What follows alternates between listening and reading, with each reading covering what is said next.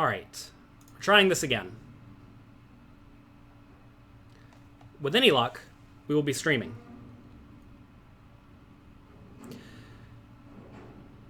If you all can hear me, please let me know. If you all cannot hear me, please let me know.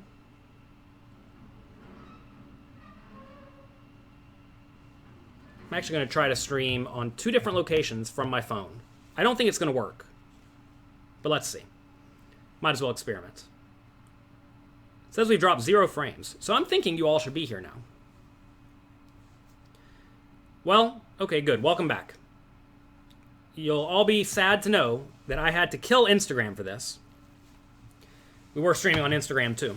Now we are using my phone as the internet, because the internet here is not quite good enough. Maybe I need to upgrade. I didn't know I could pay $20 a day or something like that to have good internet, but that's okay. All right, how long will that offer be available on Poker Coaching? I don't know, only a few days. I'm sure the email said whatever it was. All right. We were talking before we got so rudely interrupted by the technology that we were trying to find ways to spend our time to gain more time. We were recently talking about outsourcing things. You can outsource pretty much anything. And you have to understand, when you pay money for something, you're essentially trading your time, because you spent your time getting that money, presumably, unless you just got gifted a pile of money. You're spending your time to get other things, right? So, money is a store of value, and you take your time and trade it for value, right? Like whenever I make a poker coaching video for you all, if you all like it, maybe I'll get paid. If you don't like it, well, then I don't get paid, right? So if I provide value to you, you give me money, I take the money, outsource things like going to the grocery store, or, you know, anytime you go to a restaurant, you're outsourcing cooking and cleaning, right? And that then allows people to be more and more productive. As you, I'm not going to say move up, but, you know, as you progress in life, you start being able to trade your time and your efforts for more resources, which becomes very, very valuable. And you eventually get to the point, I don't know exactly where the point is, probably when you're making something like $100 an hour, where you can outsource almost everything, and then you can just really focus on becoming hyper-productive and bettering the lives of as many people as you possibly can. And I think a lot of people think that it's impossible to get there, but it's really not. You just have to figure out how to better the lives of many, many people at the same time. Even if you help people a little bit, they will be more than happy to repay you if you are actually providing value. There are a lot of people who have podcasts now who use this program called Patreon to allow people to essentially support them, right? I mean, I don't do that because I sell training products. But that's a great way to give back to people who you like, right? There are a few podcasts that I listen to that I'm happy to give them money because they're not selling anything, because they are not necessarily in a information that produces value market, but I like what they do. Poker is an interesting world because the information that you get from a poker coach is highly valuable, right? Whereas, like, say you want to learn to play tennis, let's say, the information you get from a tennis coach is often not that valuable unless you're trying to become a very good tennis player. Like, if you just like hitting the ball around and you want to figure out ways to have more fun, well, then it's not really that valuable. But if you study poker for just even an hour, it becomes very valuable. So anyway, that's that. If you all have any questions, let me know. I'm not sure if anyone is here.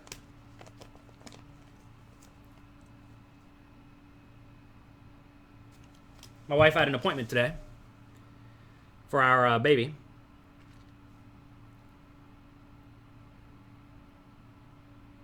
He's apparently a big baby. 90th percentile in weight. Woo!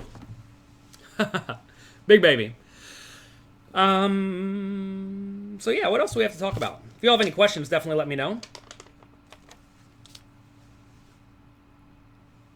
Lost John Instagram. Yes, I told you we killed Instagram to save YouTube and Facebook and Twitter and Twitch.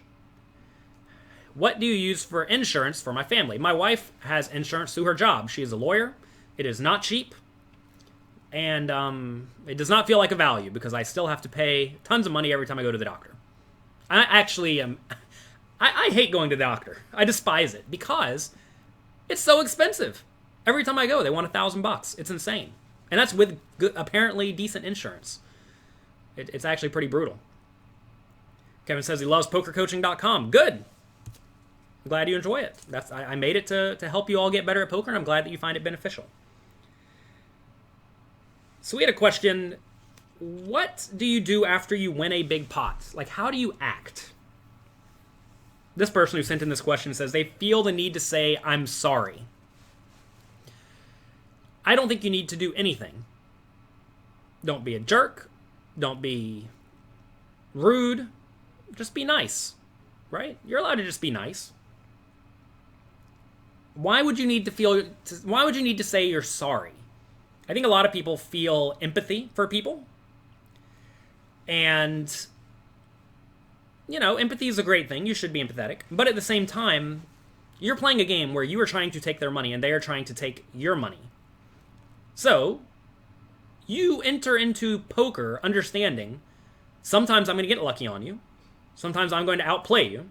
Sometimes the cards are just going to be cards and we're going to get in a flip and one of us is going to win and one of us is going to lose. You enter into that agreement when you go to play poker, in my opinion. Maybe that's not true for everyone. Maybe some people think I'm always going to win and I'm pissed if I don't. But, it's not necessarily how life works or how poker works. So, I don't think you need to do anything. Just scoop the pot. You don't have to say sorry. You don't have to say... Actually, don't say nice hand. Some people think they should tell their opponent nice hand or wrap the table. Understand, when you wrap the table, you're saying nice hand. That's what that used to mean. I don't know what it means anymore. I think now whenever people win the pot, they say as if that's what they're supposed to do. It's not what you're supposed to do. That says nice hand, buddy. You don't want to tell your opponent who you just beat out of a big pot, nice hand, buddy. He probably doesn't necessarily think it's a nice hand. So I would just tell you to scoop your pot and don't do anything. You don't have to be absurd. You don't have to do anything. You don't have to say anything. Don't feel like you must reply. I think a lot of people think that they must reply. And you don't have to reply. Do you know what games I'm going to play in the 2019 World Series of Poker? Absolutely not. That's so far away from now, I don't even know if they have a schedule out yet. Would I suggest Reno, AC, Vegas, or somewhere else for a small bankroll wanting to get away for the weekend? Depends on what you're looking for. Keith, let me know what you're looking for. Are you looking for just 1-2 cash games somewhere? I mean, Vegas is probably the nicest of those places you just listed. Vegas has a lot more to see and a lot more to do, at least in my opinion. That said, doing things sometimes costs money. So if you're not going to go there to spend money, then maybe Vegas is not necessarily the place. But you can often get a cheap hotel room in Vegas. I mean, you can get a cheap hotel room in any of those places. Vegas has just like the downtown area. There's lots of stuff to walk around and see there. There's also lots of stuff on the Strip. Rake is reasonable. So I guess my answer would be Vegas. But there's really nothing wrong with any of those places.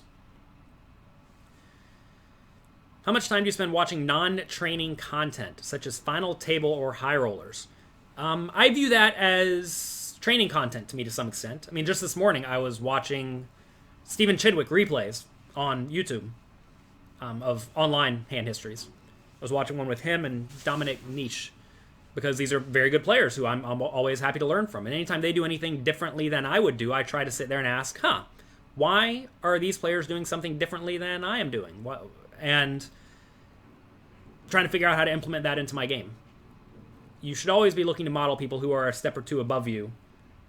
Model their play to yours and try to figure out what they are doing. But that is essentially training content. Once you become decent, you can often understand why people are making the plays they're making. Like there was a hand Stephen Chidwick played where someone raised, he called big blind with king 2. I think it was king 2. Flop came like queen 7-3. He had a backdoor king high flush draw. He checked min raised off like 20 big blind stack, which seemed crazy to me. I get it though. I mean, you need to be bluffing sometimes, and on queen 7-3, maybe it was queen 7-3. There aren't a ton of bluffs, so your bluff should be overcard with a backdoor flush draw, right? That should be your small bluff, because if you don't want to jam it, because if you jam it, your opponent's going to call whatever the good hands are, and you're out every time. So he checked min raise small, turned a backdoor flush draw, bet obviously, got the flush on the river, and then checked. Got the king high flush on the river and then checked, which was pretty surprising to me. I'm surprised he didn't jam his last 6 big blinds in there, but he checked, and then his opponent decided to turn top pair into a bluff. Insane. Obviously, Chidwick called, and he got the double. It was pretty sweet.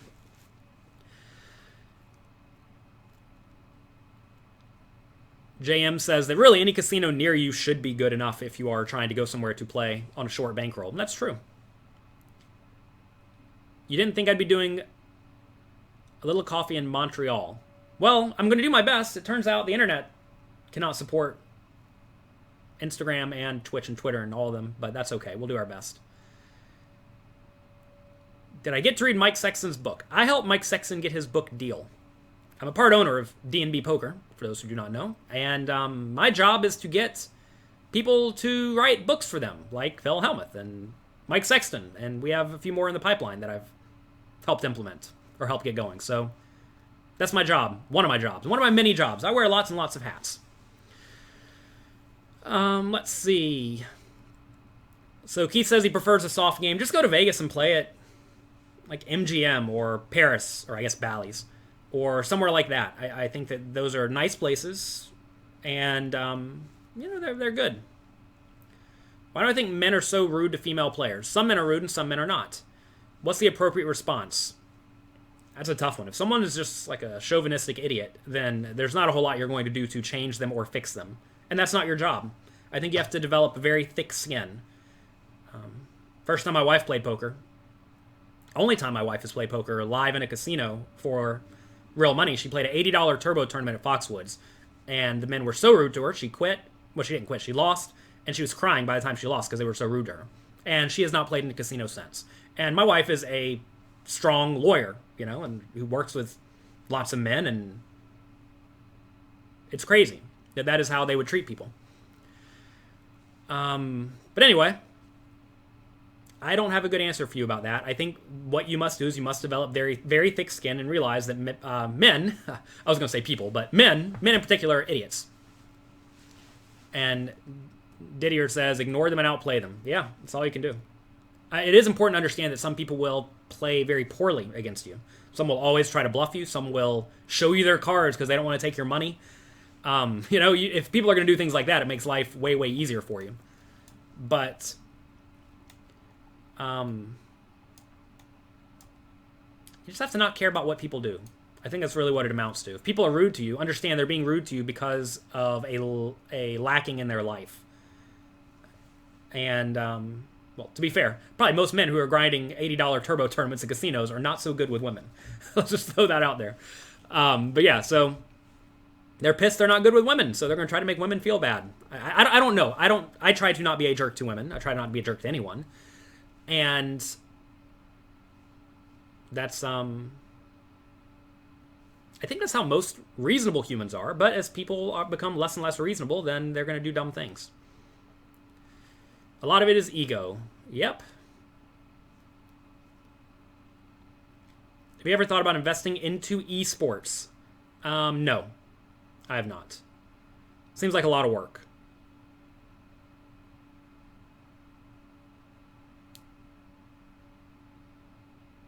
Let's see. Have I found player-specific tendencies at the WPT 500? Louis Philippe, yeah, people didn't bluff very often, and they didn't value bet very often. I'm sorry, they did bluff some, they didn't value bet very thinly. There were multiple times on the river where, I would have a bluff catcher, and in my mind, I'm like, okay, I'm calling if the guy bets, because all the draws miss. Then the person would just check back top pair.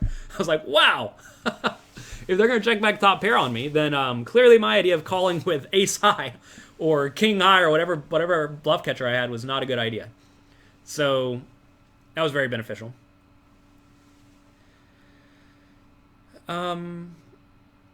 Keith says it took a while for him to realize that when people are nasty to you, it's a problem with them. Yeah, I mean, that really is it. If people are nasty to you, it's because they are having problems in their own life.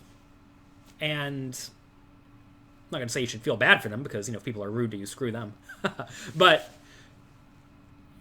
people have problems, and they take their problems out in ways that don't make logical sense.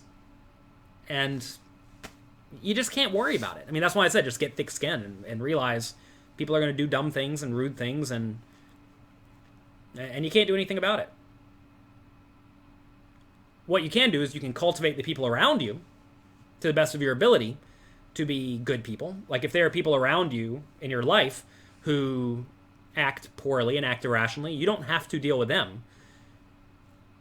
But like if you go to any public area to do anything, you are going to interact with random people who you do not know, and you have to be okay with essentially whatever they throw at you. And I say okay. I don't know if you necessarily have to be okay, but you have to deal with whatever they throw at you and not worry about it so much. It's weird looking at me without long hair and sunglasses. I don't think I've ever had long hair.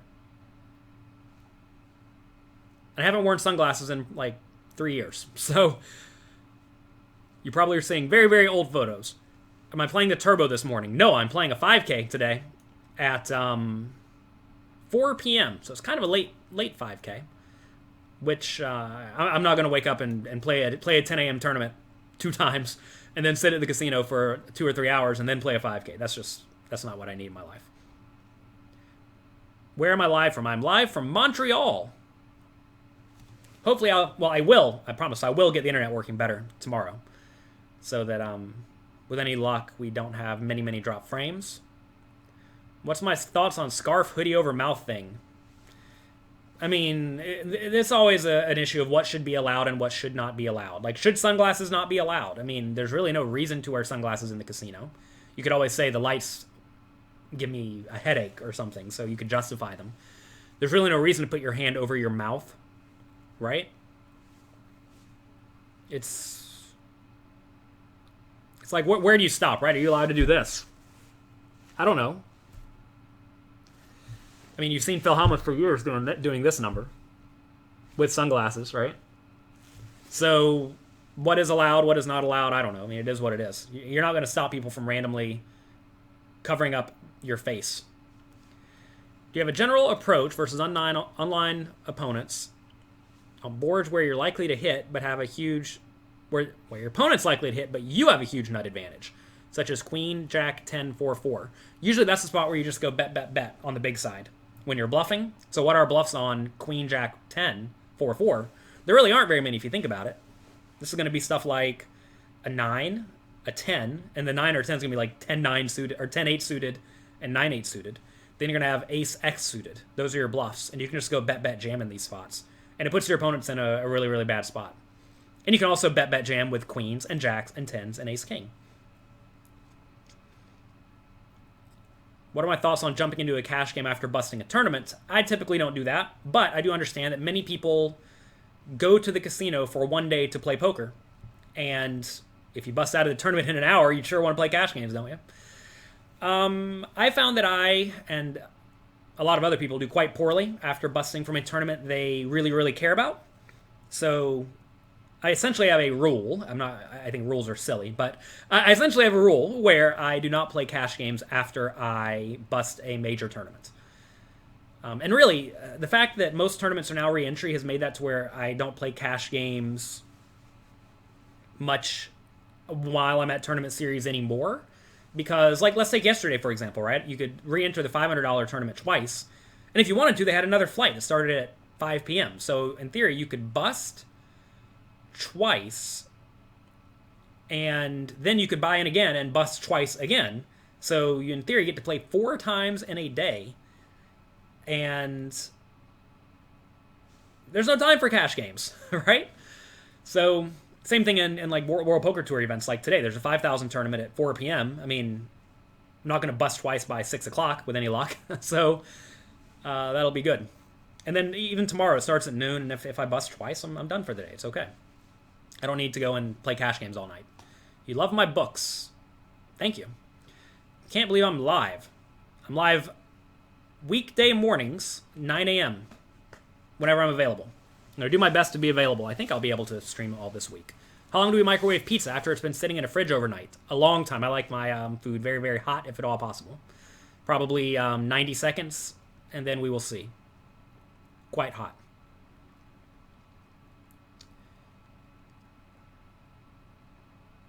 You say you did that the other day with ace 9 suited on queen jack 10 4 4. Your opponent decided to call down with king jack for nothing. Well, clearly you don't want to be bluffing against people who are going to call you down with nothing. Do you chip shuffle or chip flip if you're not in a hand? I try not to, but inevitably it happens.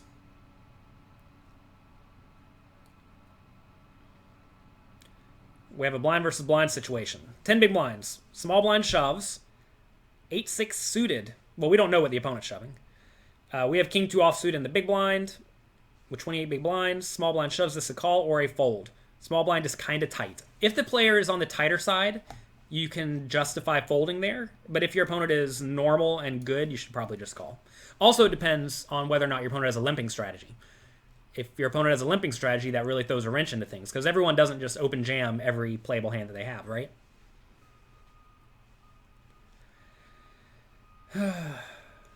Freddy says, my brain amazes you. Well, I do my best with my brain. I think I've been fortunate to get on a track of learning to better myself. A lot of people get in a track of waiting for people to better them, or waiting for good things to happen to them. And I think I was kind of fortunate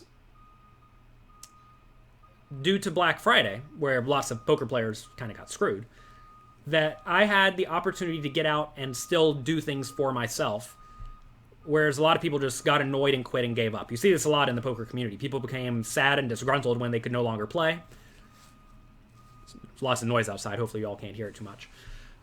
People became disgruntled, they became annoyed, they become angry, and they just stopped bettering themselves. Whereas I realized this was an opportunity. You know, one of my main tools to do things, sit and play poker, was essentially taken away, and I had to do something else, you know? And that kind of implied learning and studying and figuring out other things and pivoting to some extent. Because I used to sit and grind poker all day, every day, right? And now I don't do that so much, and I think I'm a little bit better off. So I was a bit lucky there. Let's see. Why do New Yorkers think their pizza is good? Oh, I love Giuliana's Pizza in Brooklyn. You just signed up for the bundle. Awesome. Mark says, you love making a final table with a chip lead. Do I have any other content like that? You've seen... just go to pokercoaching.com. There's all sorts of videos there. You can use your bonus credits on there. Or you can go to jonathanlittlepoker.com/training videos. There are lots of training videos there. He said your world was rocked because he didn't know how to make money anymore. Yeah. I think lots of poker players' worlds were rocked. And most of them just quit.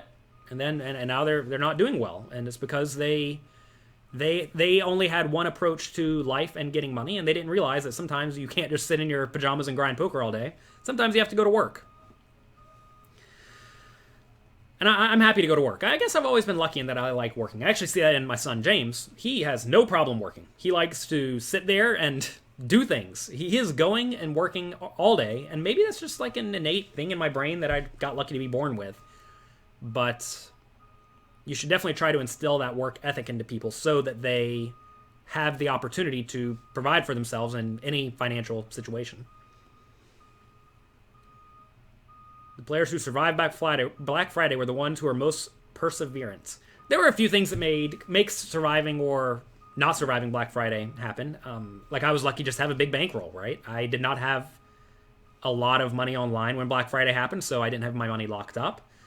I had been playing live poker a decent amount already.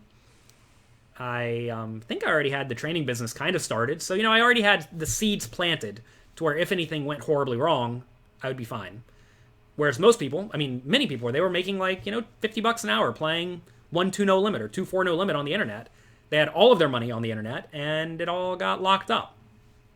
So it's pretty brutal. If I imagine if I was in a situation where I did not have any of the training business lined up, I also had all of my money locked up on one of the sites, I would have been in a way worse spot, that's for sure. Mark, I don't have all of my videos right in front of me, and believe it or not, I do not even know all of the products I have. Go find the ones about tournament hand histories, and I'm sure it'll come right up. Do I think online poker is going to come back to the USA anytime soon? It's already in a few states. But someone asked me this at the table yesterday, and I would set a solid line. I would take the under at 40 years. I think we'll have online poker fully in America within 40 years. What are my views on Party Poker? Party Poker's doing a great job. I'm out here in Montreal right now playing the Party Poker series. I have not come to Montreal, or really to many World Poker Tour stops recently. And Party Poker put a series together that got me to come. They have the 500, and then they have a 5K, and they have a 1500, and there's a 10K. It's a lot of poker, right? They're doing a great job in the live arena, and they're doing a great job online. I mean, there's tons of guarantees. They're going to have the biggest online tournament ever. I think it's 20 million guaranteed for a $5,000 tournament. They're satelliting tons of people in, and it's going to be amazing. I mean, I think they're doing a good job. All you can do is a good job, right? What's my opinion on Global Poker? That is a site that is unregulated. Unregulated sites. There's nothing like wrong or unethical with playing on them, but inevitably they're probably going to take your last deposit. So if you're fine losing the money that you have in there, I'm sorry, your last withdrawal. If you're fine losing whatever money you have in there, then, go for it. There are a lot of places where you can not play on the regulated sites, especially in America. And I don't see anything wrong with putting $50 in one of those sites and realizing that you're probably just going to lose that money. It's like when you go to the movies, right? You pay $50 for dinner in a movie. You don't expect to get that money back. You're trading it for an experience. When you put money on one of the unregulated sites, you're trading money for an experience. How do I stop myself from going into autopilot? Stand up, walk around, think about ranges, have a cup of coffee. You find yourself not even noticing until you're all in pre-flop for 100 big blinds. Yeah, don't do that. It sounds like you may not be thinking about every single decision that you are making. And you definitely need to be doing that. You also need to be putting your opponents on ranges at all times. If you're not putting your opponents on ranges, not just when you're in a hand, but all the time, you're not doing it right. In 40 years' time, a calculator will be able to post-flop solve every spot before you can even look at your cards. Yeah, maybe. Most no-limit hold'em is already pretty close to solved. One of my friends, Michael Acevedo, has a book coming out called Modern Poker Theory. And he's been solving poker for the last few years, running tons and tons and tons of simulations on supercomputers. And he has it all figured out. Did I ever consider moving out of the States? No, not really, because I was with my girlfriend, now my wife, and she's a lawyer in New York City, and her family lives there, and she's not moving anytime soon, so if she's not moving, I'm not moving.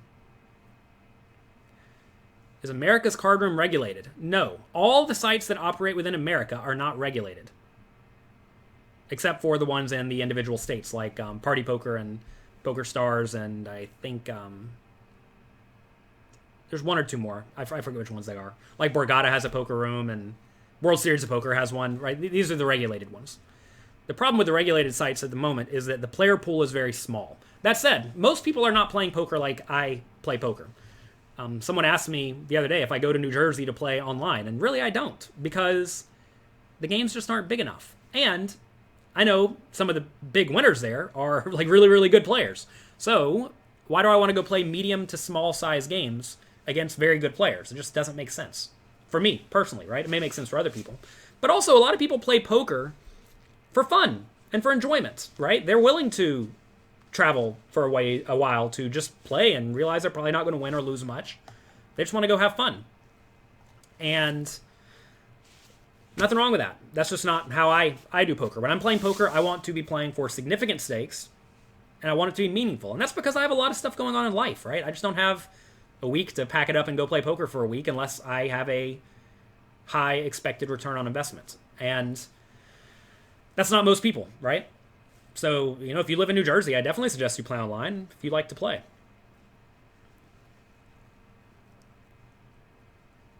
Ven says that one of the unregulated sites is really soft. Yeah, most of the unregulated sites will be soft, and I'm sure you can figure out why. Will I be over to Europe again at Dusk Till Dawn? I don't know, hopefully. I actually have never been to Dusk Till Dawn. I hear it's very, very nice. Louis Philippe says you arrived at Playground. Nice. Hope you enjoy it. Good luck. Freddie says the classic thing that everyone says who plays on the unregulated sites. Classic. I've played on this site for a year or two, and they've always cashed me out no problem. Therefore, they must be legit. That is what happens until they don't cash you out. It's happened every single time, besides once or twice. There are one or two exceptions that have skirted the law. They've had to change their names a few times. Again, I'm not just going to be giving free publicity to sites I don't recommend you play on. But so far, all the unregulated sites have closed. Almost all of them. And they do pay for a while, because I don't think many of these sites enter into arenas trying to defraud people. But inevitably, they spend all their money on marketing, and all of their money means all of your money, not all of their money. And then they don't have any money to pay people. It's a Ponzi scheme. It's not necessarily a Ponzi scheme, but they pay until they don't. So just keep that in mind. Understand what you're signing up for, right? I'm not. You just realize you're gonna get stiffed sometimes whenever you're playing on unregulated sites. When you're playing on regulated sites, you're not gonna get stiffed. Which is why a lot of good players do not want to play for significant money, because they cannot justify getting stiffed for $100,000, right? That's not what they're trying to do. But, if you're playing for $50, you can get stiffed for $50. That's not a big deal. What was the takeaway from the time topic? Oh, this morning we discussed how to use your time to get more time. Basically, just figure out ways to better your life by using your resources and your time to make your time in the future more productive. So this can mean outsourcing things like driving a car, like going grocery shopping, like going to any store, really. Oops. I have a call in a few minutes. And then also try to get in good shape, because being in good shape now will give you many years of health in the future. Ben says, keep as much as you can afford to lose in 2 sessions. All of these thoughts, though, they're like, you're trying to justify something that is silly as soon as you get to medium and high stakes. But, if you have no other way to practice, you might as well. What advice do you have when it comes to studying? What works best? I suggest you watch training videos and have a professional review your hand histories. A professional meaning someone who beats the games that you want to be beating, who is also good. What's the best way to break variance? Variance is not broken. Variance happens all the time to everyone. I'm not sure what you mean. I think you're saying if you're on a downswing, well, don't worry about it. I definitely suggest everyone be properly bankrolled. I suggest everyone study a ton. The more you can study, the better. And if you play better than your opponents, you will win in the long term. I have an article out there. It's at jonathanlittlepoker.com/bankroll. It's the Bankroll Bible. And it answers many of the questions that you're going to have about bankroll. And you're going to see there, we have a little bit of a variance discussion in that Bankroll Bible. And essentially, you're going to go on big downswings. That's okay. It's normal. A lot of people don't think that bankroll is, or they don't think variance is normal. They think, oh my God, I lost 20 tournaments in a row. This is crazy. It's like, no, it's just normal. It's nothing fancy, nothing to see here. Move on, just keep playing better. To reduce variance, UK RoboChips has it figured out. Playing games where you have a big edge, playing smaller fielded tournaments. Is there one or two more things? There may be one or two more things. What books did I find best when I was learning? So I started playing Limit Hold'em a long time ago. I would not suggest you spend your time on Limit Hold'em. I think it's a complete waste of your time in today's environment. So I would not recommend any of those books to you. And there were no good books on No Limit Hold'em, so I wrote them.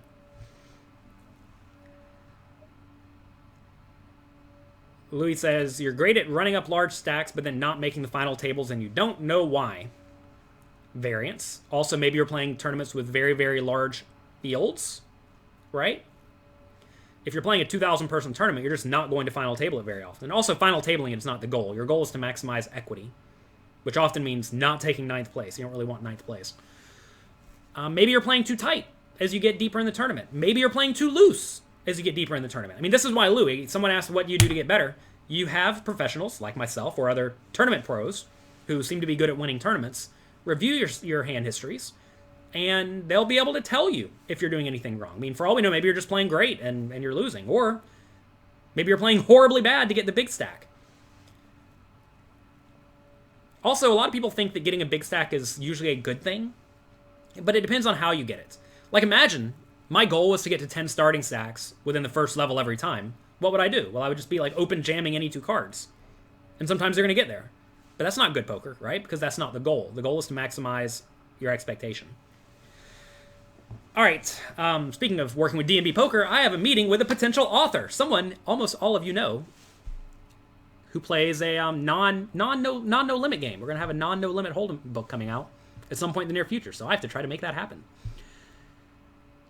How do you get professional advice on hand histories with minimal funds, though? Post on forums. I have a forum that's completely free over at pokercoaching.com. We have lots of good players there who will go through and give their feedback. So check it out. Is there any way you can send a personal message to me? Don't be too personal. I'm already married. Support at pokercoaching.com. People may not realize this, but I see every single support ticket that comes through pokercoaching.com. We're not that popular yet to where I don't have enough time to go through every support email, but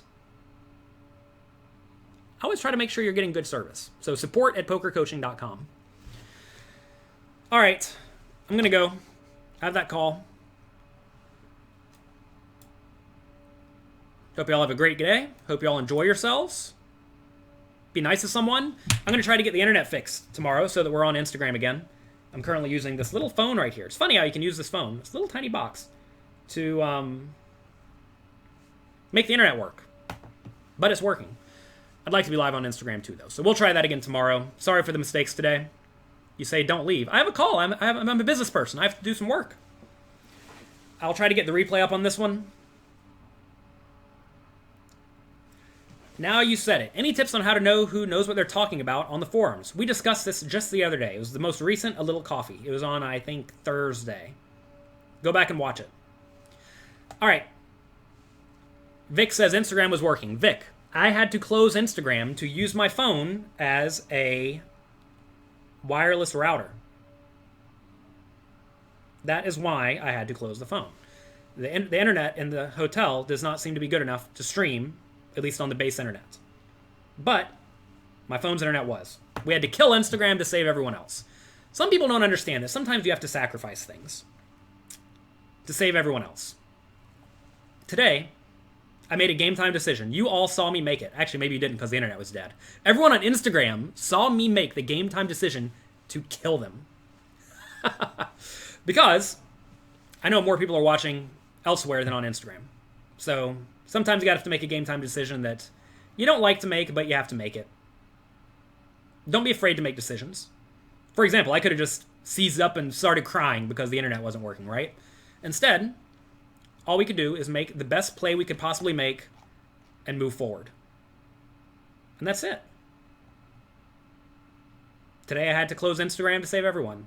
Tomorrow, hopefully it doesn't come to that. All right, have a great day. Enjoy yourselves. If you're in Montreal, by the way, and you want me to buy you breakfast, on November 1st, I'm buying breakfast for people. So, send me an email, support@pokercoaching.com. We had 2 people cancel on me. We have a room for 21 people, I think, and we had 2 people cancel yesterday. So, there are a few spots. So if you want breakfast, let me know. All right, have a great day. Rand, send me an email. I'm not going to read this now. Talk to you later. Bye-bye.